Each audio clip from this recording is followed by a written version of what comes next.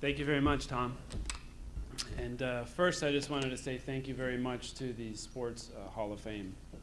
I think we are just so fortunate to have an organization that is dedicated to preserving the memories that not only the inductees have, but all of you have, because it's just, it's special. And I've been reflecting.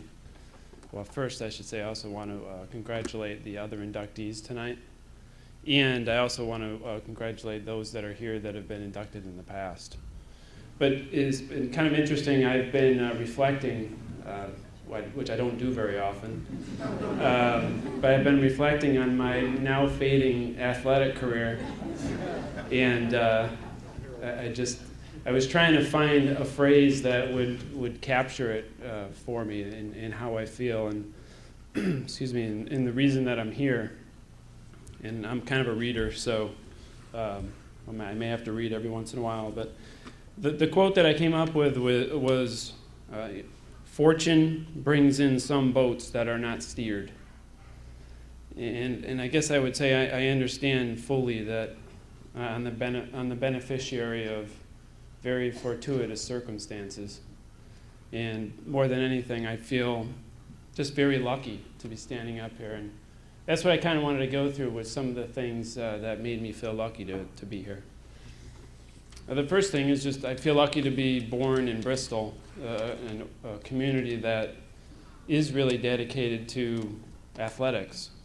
And I've seen other communities that I've lived in the past, and there's really nothing like Bristol that I've ever found that's dedicated to athletics as much as the town is. The second thing that I feel really lucky about is I learned in Bristol that it's a lot more important how you play than how you look and what street you live on. And I think that's just been a great lesson for me in my life, and that's one thing I learned in Bristol. I was really lucky to have a lot of volunteer coaches along the way, especially when I was younger, and I'm a coach now, and I really appreciate it even more to know how much time and effort people put in. Probably didn't appreciate when my 18-year-old coach would drive us 85 miles an hour to games with no seat belts in the back of the van, but those were different times. I feel really lucky to have the park system, and for me it was Wilson Park. And I just met great people like Chris Heath and Joey McGinn and other people at Wilson. And the one thing I felt most fortunate about Wilson Park was they had a phone, and we had to use that phone to make sure Malcolm Huckabee woke up for the basketball games. And I can't tell you how many times I felt so lucky that we could get Malcolm to the game and win those games. I made my best friend through athletics. My best friend, Joey McGinn. I actually met him at a Eastern Pulaski football game. Probably a lot of you don't remember Pulaski, but that was actually a school in, I think, New Britain. Yeah, and Danny LeBeau introduced me, and I know Joey's dad is here tonight, and Joey was my best friend for 20 years and had really incredible memories with him. And so many of them were through athletics and through Bristol athletics. I was lucky that Eastern was so close to my elementary school. I went to Stafford, so I had the greatest route because when I left school, I could stop at my grandparents' house on Louisiana Avenue, get something to eat, and then go see my dad's practice. And I went to every practice. I think every year I was at Stafford, I went to every one of my dad's practices and tackled the dummies by myself while they were practicing. Yeah, at Eastern, I was just really lucky to play for a group of coaches that cared more about the kids than about winning. Some of those coaches are here tonight. Coach Morin, Coach Krampitz, Coach Castelline, of course my dad, Coach Klett. Just really a group of special people that I felt like were my coaches for a lot longer than 4 years because I was around for a long time. I was lucky to have linemen that would block for me and protect me. And I know I saw Joe Morelli out there, and the funny thing is he's theoretically still protecting me because he's an officer now. So he went in the right line of duty. And I know Damian Martin's out there too, and another one of my teammates. And of course, I had receivers who would catch the good passes and the bad. Again, Chris Heath is here, drove all the way up from Virginia, and I really appreciate him and his friendship. I was really lucky to have basketball coaches like Coach Giovinazzo, Coach Redmond. Coach G really taught me the value of every possession. And we talk about 50-50 balls now, and he was the first person I ever heard that from. And I really appreciate his courage for putting someone like me in the starting lineup who couldn't make a shot. And I really appreciated that. I was lucky. I was lucky to be on a state championship football team with more heart than speed, with more smarts than size, and more leadership than talent. We were just a bunch of kids with really good senior leadership. I was a junior at the time, and just a special group of people that I think the coaches would probably agree. After Eastern, I was really lucky to be admitted to Yale and be exposed to and exposed by some of the smartest people in the world. I learned quickly that 230-pound linebackers would still do their homework on the way to football games, which was a shock to my system. I was really lucky to run the wishbone so poorly that I actually was allowed to throw the ball when it was 2nd and 3rd and long. And I was really lucky, and those of you that know, you would understand, I was lucky to have my mom make sure the tailgate was always better than the game.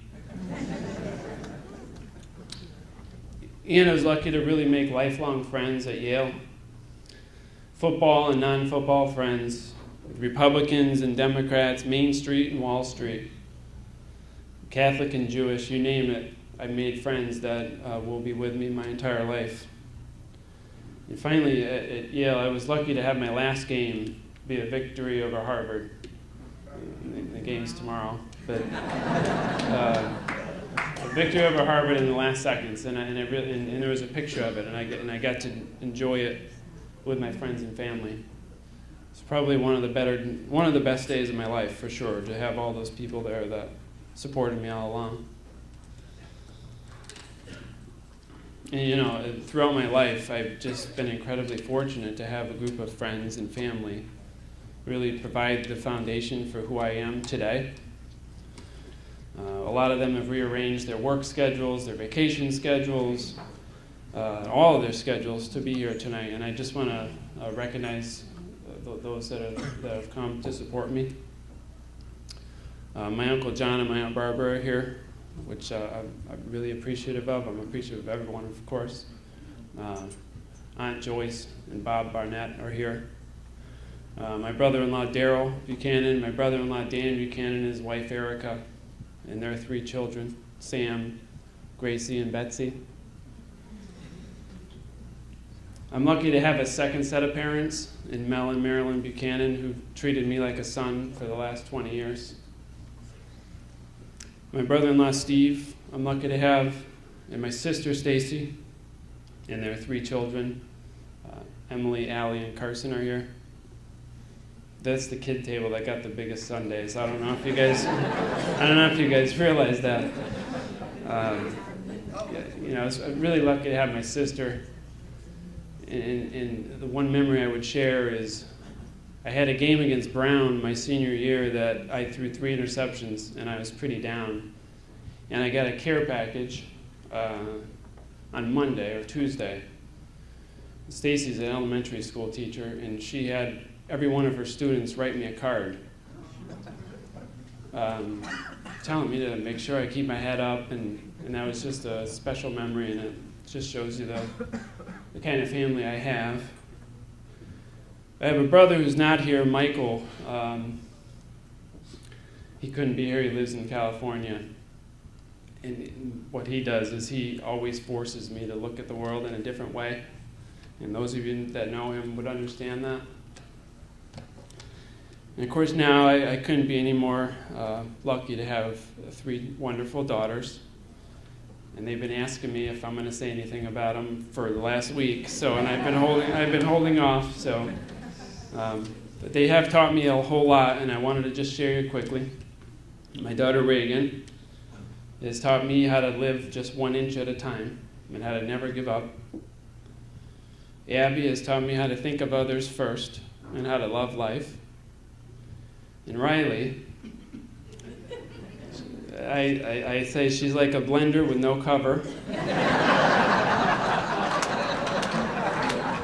But she brings sunshine into every room she walks into. And of course, just another quick quote, to quote Churchill, my most brilliant achievement was my ability to persuade my wife to marry me. It takes a long time to make an old friend.